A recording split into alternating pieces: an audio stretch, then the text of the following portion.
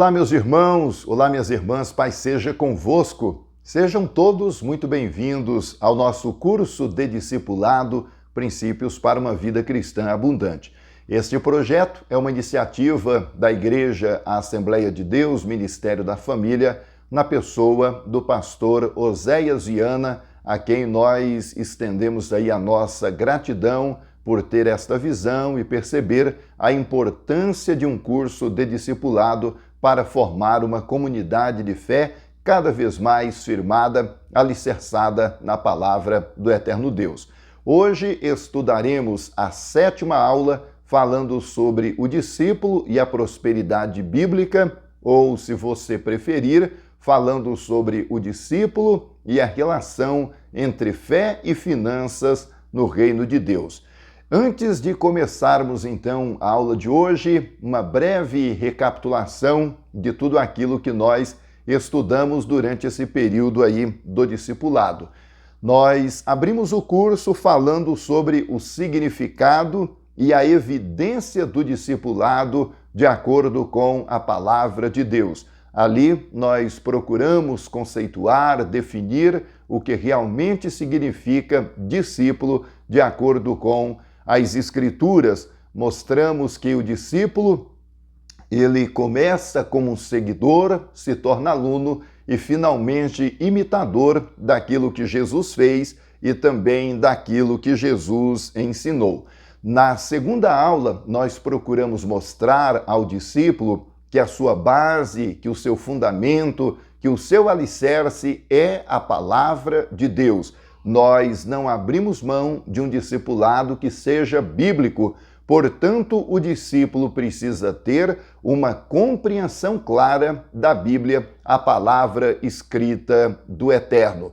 No entanto, a gente percebe que, mesmo havendo uma valorização do estudo da palavra de Deus, e o verdadeiro discípulo bíblico não tenha dificuldade em aceitar a Bíblia como o seu manual de regra, de fé e de prática, nem todos têm uma compreensão das doutrinas bíblicas fundamentais preconizadas, ensinadas na sua própria igreja. Então, nós procuramos na 2ª aula, além de mostrar a singularidade da palavra de Deus no que diz respeito à crença e à prática de vida do discípulo, fizemos também uma síntese das principais doutrinas bíblicas. Na 3ª aula, nós trabalhamos uma dessas doutrinas fundamentais, que é a salvação. Claro que poderíamos ali trabalhar outras doutrinas bíblicas que também são fundamentais. Mas por que trabalhamos a doutrina da salvação? Porque nós entendemos que o discipulado, ele começa exatamente nesse momento em que a pessoa entrega a sua vida ao Senhor Jesus Cristo. Portanto, é necessário que ela tenha já de início uma compreensão da doutrina do pecado e uma compreensão mais profunda da doutrina da salvação.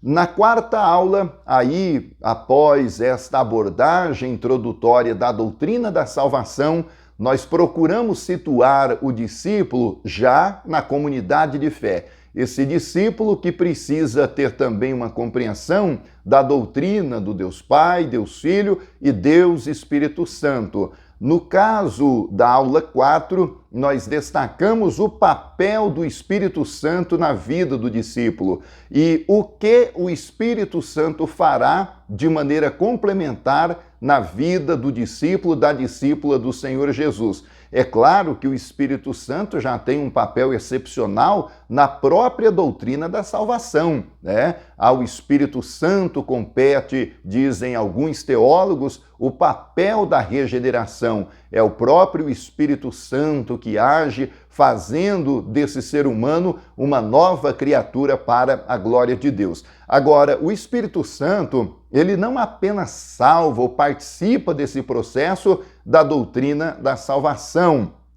ele também vai equipar esse novo cristão, esse novo discípulo, essa nova discípula, de modo que ele, que ela possa também servir a Deus com graça, com poder. E é por isso, então, que destacamos ali os principais dons espirituais, e esses dons foram tratados em uma aula específica. Porém, na mesma aula, nós também tratamos do fruto do Espírito, porque há uma necessidade de um certo equilíbrio. A igreja que focaliza apenas os dons, a preocupação dela é o revestimento de poder para que o cristão cumpra, então, a sua parte na missão de Deus. E não se trabalha com a mesma preocupação o fruto do Espírito, o que para nós é uma visão extremamente desequilibrada da fé cristã. Nós precisamos que o povo de Deus seja revestido de poder, com toda certeza, mas precisamos também que o povo de Deus jamais coloque o carisma acima do caráter. Tem que haver um equilíbrio. É por isso que, ao falar a respeito dos dons, nós também procuramos dar ênfase ao fruto do Espírito, que é uma espécie de reprodução do caráter do próprio Jesus na vida do discípulo. Na quinta aula, nós falamos sobre o discípulo e a doutrina da igreja. Qual é o objetivo, então, da aula em que tratamos da doutrina da igreja? Em primeiro lugar, definir o que é igreja, apresentar algumas marcas da igreja, definir quais são as funções principais de uma igreja bíblica, e essas funções envolvem adoração a Deus, proclamação do evangelho ao mundo, edificação de cada vida alcançada pela pregação, pela ação da igreja e também o engajamento da igreja na luta por justiça social. Não significa que justiça social tenha a ver com uma preocupação unilateral apenas em trabalhar questões sociais desprovidas da espiritualidade. Não, nosso convite é para que a igreja, que é sal da terra e luz do mundo, trabalhe isso com equilíbrio. Então, ela vai tratar das dimensões diversas que envolvem o ser humano. Se a carência é espiritual, então ela vai tratar na área, no âmbito da espiritualidade. Se a necessidade é física, então a igreja terá uma atuação nesse sentido e lutar, sim, para que haja alguma justiça, alguma dignidade, mesmo sendo este um mundo caído. Ainda assim, a igreja não pode cruzar os braços e deixar que o mundo vá cada vez mais de mal a pior. Se houver alguém com fome, ela pode alimentar. Se houver alguém despido, ela pode então agir e lhe proporcionar vestes, de maneira tal que a igreja cumprirá assim a sua missão de maneira plena para a glória do eterno Deus. Então, nós falamos nessa aula sobre igreja também sobre a importância do relacionamento na igreja. Algumas pessoas terminam desanimando na caminhada quando elas entregam a vida a Jesus, começam a caminhar na sua comunidade de fé e não demora muito tempo para ela perceber que a comunidade de fé também tem suas dificuldades, tem os seus problemas. Na verdade, quem procura uma igreja perfeita na terra jamais a encontrará. Claro que existem igrejas que têm uma preocupação maior em ser uma igreja bíblica e tem igreja que se torna meramente uma instituição, uma organização religiosa totalmente alheia ou sem nenhuma preocupação com os princípios ensinados pela palavra de Deus. Portanto, quando você procura uma igreja, tem que observar alguns detalhes, não é? Então nós precisamos hoje cada vez mais de igrejas que sejam bíblicas, firmadas, fundamentadas na palavra do eterno Deus, mas que também sejam igrejas relevantes, igrejas conectadas com o nosso tempo, igrejas que não respondem perguntas que a sociedade não está mais fazendo, porque quando a igreja faz isso, ela corre então o risco de ser atropelada pelo trem da história. E não nos esqueçamos, irmãos, a Igreja de Jesus Cristo, ela nunca morre, mas a organização religiosa, ela com certeza pode sim desaparecer do cenário da história. Basta observar quantos CNPJs de organizações religiosas foram extintos, não é isso? Então, a Igreja de Jesus jamais desaparecerá. Jesus disse que fundaria a sua igreja e que as portas do inferno não prevaleceriam contra ela. Agora, essa palavra se aplica à Igreja de Jesus, não a uma entidade religiosa, tá bom? Então, que fique claro esse detalhe. Então, nós falamos ali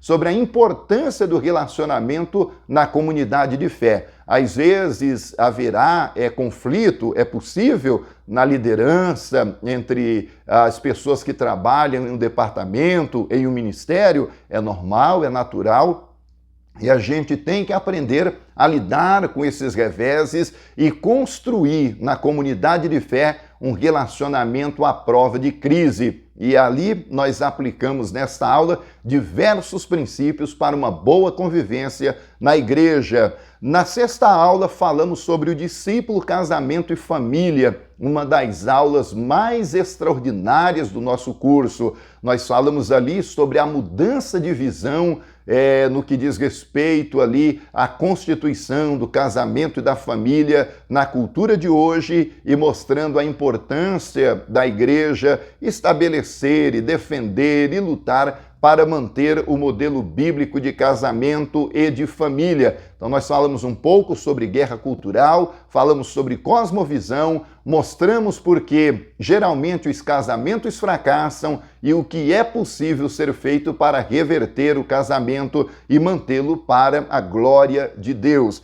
Muito bem, e na aula de hoje o desafio então rapidamente aqui, porque a metade da aula nós usamos para uma revisão geral. Então, nós temos que tratar do discípulo e da prosperidade bíblica. Nós começamos ali dizendo que o homem de Deus, a mulher de Deus, o discípulo de Jesus precisa, em primeiro lugar, ter uma visão equilibrada do dinheiro. Infelizmente, nós percebemos nas igrejas que sempre há uma polarização. Existem pessoas que entendem que o dinheiro ele é um elemento neutro, que o dinheiro não é bom e nem mal, dependendo da destinação que nós damos ao dinheiro, ele será bênção ou será maldição. Esse é um horizonte de compreensão presente em muitas igrejas, então o dinheiro seria algo neutro. No entanto, quem está acostumado com o estudo mais aprofundado da teologia e também da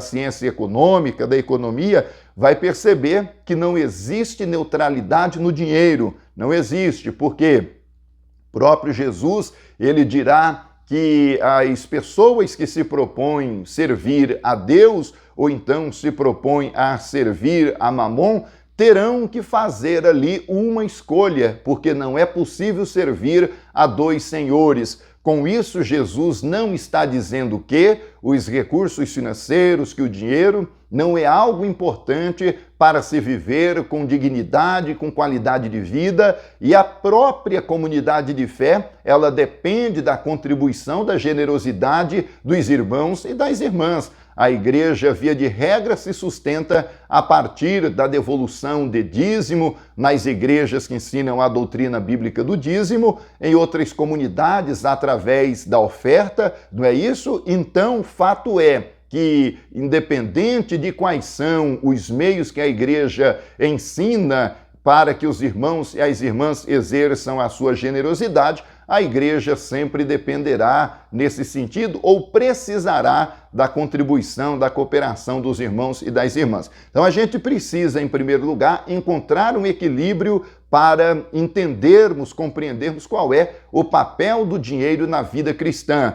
tem gente que acha que o dinheiro é neutro, tem gente que percebe que há no dinheiro muito mais do que o fator econômico. E é importante os irmãos e as irmãs que têm lá o nosso livro e que acompanharão essa aula, esse conteúdo a partir do livro. Nós temos, por exemplo, ali uma afirmação de que, de acordo com a afirmação de Jesus em Mateus capítulo 6, versículo 24, e Lucas também vai tratar dessa afirmação de Jesus, o dinheiro, ele é um assunto material, moral, econômico e espiritual. Então é nesse sentido que a gente precisa entender que o dinheiro ele tem sempre que ser servo e nunca poderá ser senhor, porque uma vez que a gente se submete à tirania do dinheiro, então isso terá implicação severa na nossa espiritualidade. Então o primeiro conselho ao discípulo de Jesus é que ele encontre uma visão equilibrada do dinheiro, e o nosso livro trata disso assim com bastante precisão. Bom, em seguida, nós falamos, uma vez que o discípulo de Jesus já tem uma compreensão a respeito do significado do dinheiro, como obter êxito nas finanças? Aqui nós temos uma pauta interessante para ser discutida. Nós citamos ali um escritor que disse que a construção de riqueza depende de ideias ou de criatividade, de caráter e também de proteção do Estado às oportunidades da sua população para a criação de riquezas. O que ele está dizendo é que pessoas geralmente criativas, elas tendem a abrir o negócio quando elas imprimem o caráter e trabalham com excelência na sua área, então, e conta com benefício, com a proteção, com a estrutura do Estado, ela tende, então, a gerar receita para se manter e também para praticar princípios de generosidade. Nós destacamos aqui que, embora a ociosidade não seja a única causa que impede alguém de repente, conseguir o seu próprio dinheiro, esse argumento de que uma pessoa que não prospera é porque ela é ociosa, isso não se aplica a todos os casos. No entanto, a Bíblia também condena essa ociosidade pecaminosa. Então, a gente precisa fazer essa distinção. Tem um texto em Provérbios que diz que em todo trabalho há proveito. É verdade, mas nem todos os trabalhos têm o mesmo perfil de remuneração. O nosso livro vai até trazer aqui uma estatística, um estudo da pirâmide da renda no Brasil, montada pelo IBGE, isso em 1990, que mostrava ali a disparidade entre o salário de um executivo e, por exemplo, um servente de construção civil ou mesmo uma doméstica. São trabalhos dignos, são trabalhos nobres, no entanto, nem todos têm o mesmo perfil de remuneração. Com isso, eu estou dizendo que o discípulo de Jesus que queira prosperar precisa, então, seguir esse princípio de trabalhar, de saber fazer bons investimentos, não é? A pessoa começou a trabalhar, começou a ganhar o seu dinheiro, às vezes ela trava no ganhar, outras vezes trava no administrar. Então, nós precisamos de princípios da palavra de Deus para ganhar dinheiro, para administrar sabiamente esse dinheiro, porque não adianta ganhar muito, mas não ter capacidade de gerenciar, de administrar, de gerir esses recursos e, é claro, fazer sempre investimentos lucrativos. Infelizmente, nem sempre as igrejas trabalham esses aspectos, esses princípios, e as pessoas passam boa parte da sua vida sem ter uma noção de que Deus poderia tê-las abençoado muito mais financeiramente se tivesse instrução a respeito de como ganhar o seu dinheiro, como administrar o dinheiro, como fazer investimentos significativos, tanto que gere retorno para ela e ela tendo retorno, claro, também fazendo ali o princípio da generosidade, abençoando a igreja e a vida de outras pessoas. Então esse é um ponto muito importante da nossa aula, Claro que tem pessoas que estudam, se preparam e se tornarão aí empregados, funcionários de grandes empresas ou de alguma empresa. Outros optam pelo caminho do empreendedorismo e, nesse caso, não basta apenas orar, tem que saber como funciona o negócio, tem que saber como fazê-lo crescer. Então existem outras demandas aí para quem quer empreender. E eu louvo a Deus porque nas igrejas, como que nós encontramos empreendedores, irmãos e irmãs que por várias razões, por vários motivos, abriram ali o seu próprio negócio, trabalham com excelência, com caráter, faz bem feito e com isso Deus termina abençoando a vida deles, a vida delas. Para esses irmãos, para essas irmãs, é sempre bom lembrar que existem organizações que dão suporte, que dão instrução para que o seu empreendimento cresça cada vez mais para a glória do nosso Deus. E ali nós temos também na sétima aula, uma outra orientação sobre a administração sábia dos recursos. Quando Paulo, por exemplo, escreveu a primeira carta a Timóteo, lá no capítulo 6, ele dá alguns conselhos, em particular para irmãos, para irmãs que estão tendo uma prosperidade na vida. Tem gente que consegue, com a bênção de Deus, com esforço próprio, sabendo aproveitar as oportunidades, prosperar. E às vezes essas pessoas se sentem constrangidas porque Deus tem abençoado tanto a vida delas. E foi por isso que Paulo escreveu então a Timóteo, dando algumas instruções para esses irmãos e irmãs que estavam prosperando. Conselhos de Paulo estão lá: ser humilde, confiar em Deus, desfrutar as posses sabiamente, ser amoroso e constante na prática do bem e saber acumular principalmente tesouros no céu. Então Paulo não tem uma visão hostil, refratária a quem está prosperando. Não, ele dá apenas alguns conselhos. Seja humilde, Deus está te abençoando,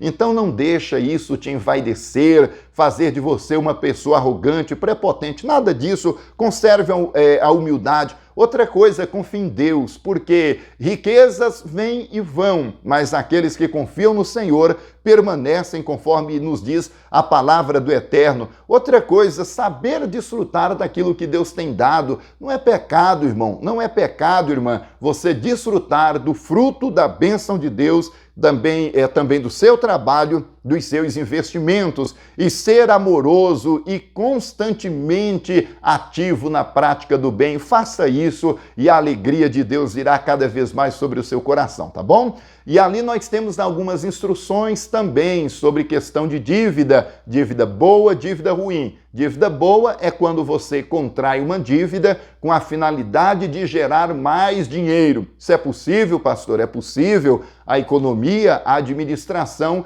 ensinam sobre isso. E o que é dívida ruim? Ora, a dívida ruim é aquela que você faz, mas ela não gera lucro. Pelo contrário, ela apenas aumenta o seu déficit. Então, o que a gente precisa cada vez mais é saber administrar esse período de crise e não entrar em dívida ruim, porque a dívida ruim ela tende a aumentar cada vez mais e se torna então ali um buraco sem fundo, né? A gente tem que estar atento a esse detalhe. Muito bem, aí você está trabalhando, Deus está te abençoando, você pergunta, e no que diz respeito à igreja, o que eu faço? Ora, já falei aqui, a nossa lição traz ali alguns princípios sobre contribuição. Por exemplo, a nossa comunidade de fé ensina a doutrina bíblica do dízimo. Então é importante que o membro, o obreiro, ele se intere a respeito dessa doutrina e sirva a Deus então com alegria. Tem igreja que não ensina a doutrina do dízimo,